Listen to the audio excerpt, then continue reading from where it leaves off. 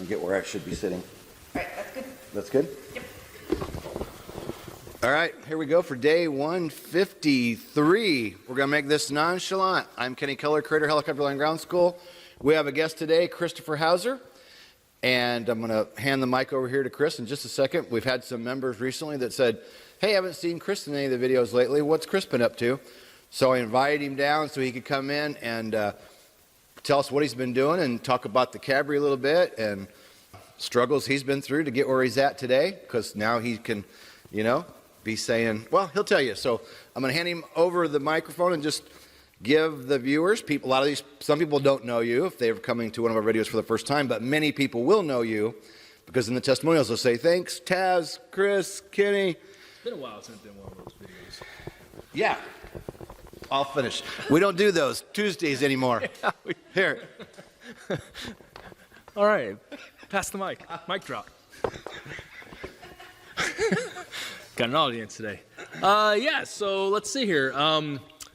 After an 18-year career in law enforcement, I decided to, and unhappy the last few years of it, I decided to walk away from it, and I am now a full-time flight instructor with Sweet Aviation over at Smithfield in Fort Wayne. As part of that, I'm also helping out our sister company, which is Sweet Helicopters, doing charter service, flying EC-130s. Been with Sweet Aviation kind of now for probably 4 or 5 years off and on. Every time they lose their full-time flight instructor, they would call me up and say, hey, can you fill in until we find somebody? And this last go around I was filling in, and I've been there since probably I think this past summer.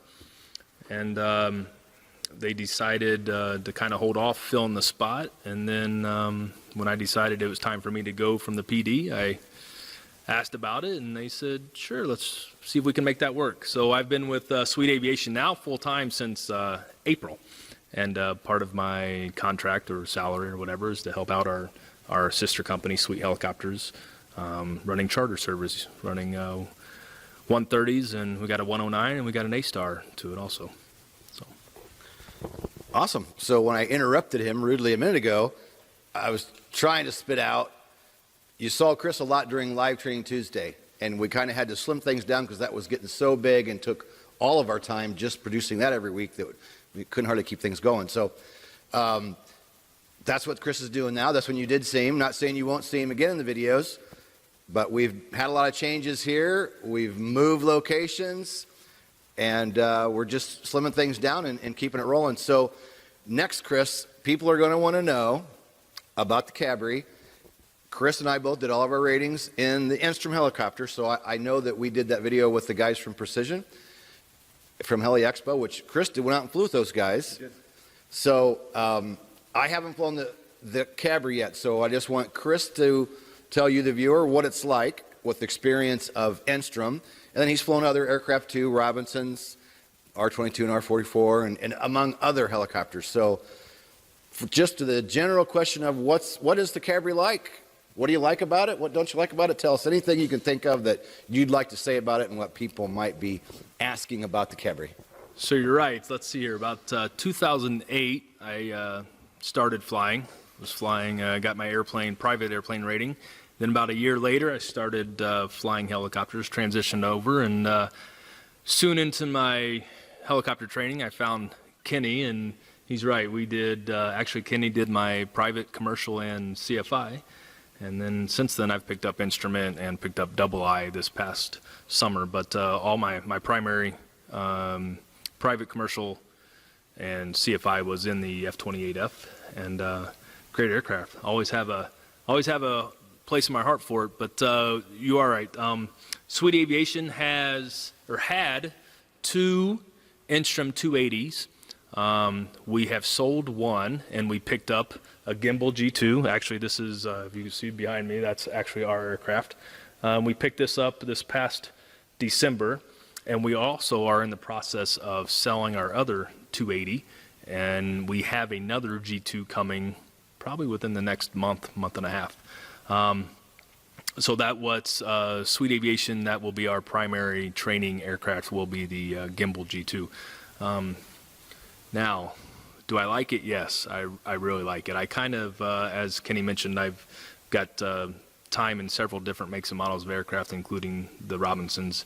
And if you fly a Robinson, I would say that this thing is kind of like an R-22 on steroids. It really is. You go from a semi-rigid to fully articulated. This one, it does have the automatic clutch engagement, just like the Robinsons. Has a governor, just like the Robinsons, but totally opposite of the Instrums. You know, you pull up the lever for the rotor engagement. Only a correlator on the Instrum, as opposed to this. This is as far as I know, this is the only aircraft piston model helicopter that has been crash test rated. So it's actually been crash test rated up to 2,000 feet a minute.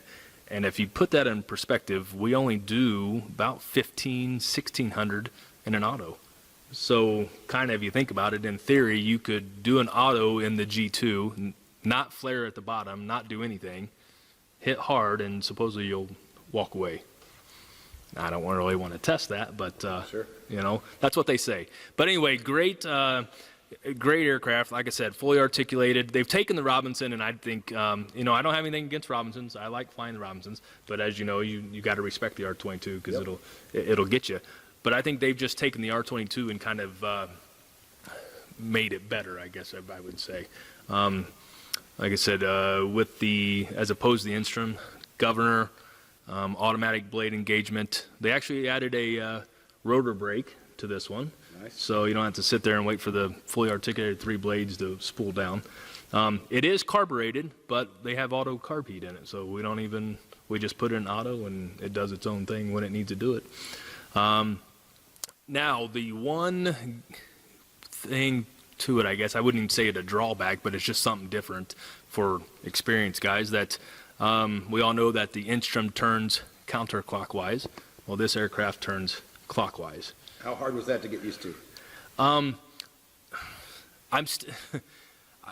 I guess I was lucky because I did have some EC 120 time, and so that turns clockwise. So I kind of knew, you know, about right pedal input, lots of right pedal input, when you're picking it up, when you're getting ready to hover, or when you are hovering. So I kind of knew about it, but for a guy who doesn't know any better, they're all right. Now, going back and forth, because we still have our Instrum at Sweet Aviation, so, you know, one day I might fly the Instrum, or actually, in one day, I might fly the Instrum for an hour with somebody, and then I jump in the G2 and fly with another guy for an hour or so, and then I might go back to the Instrum or vice versa.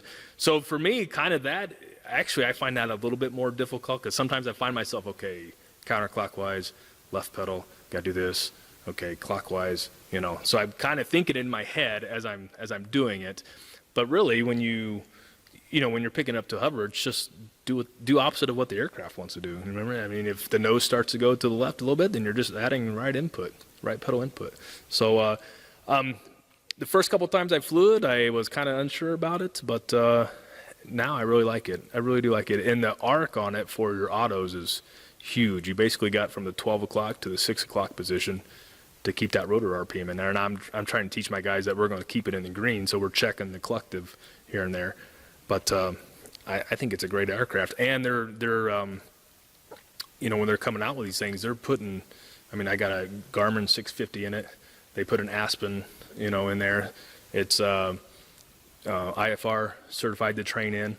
So it's a neat little aircraft. It really is. And you're right. I did go out to Precision about a couple months ago. Spent a week out there flying with those guys. They actually brought an instructor from the factory over.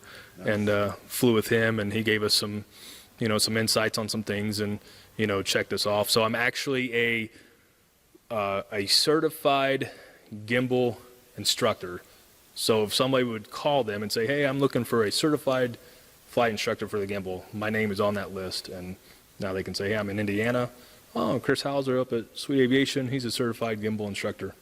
So we actually have our own instructor number, and it was a good time. So cool. I think that Sweetwater's going to have to give you a raise after today. Okay, I throw that in there before I lose thought.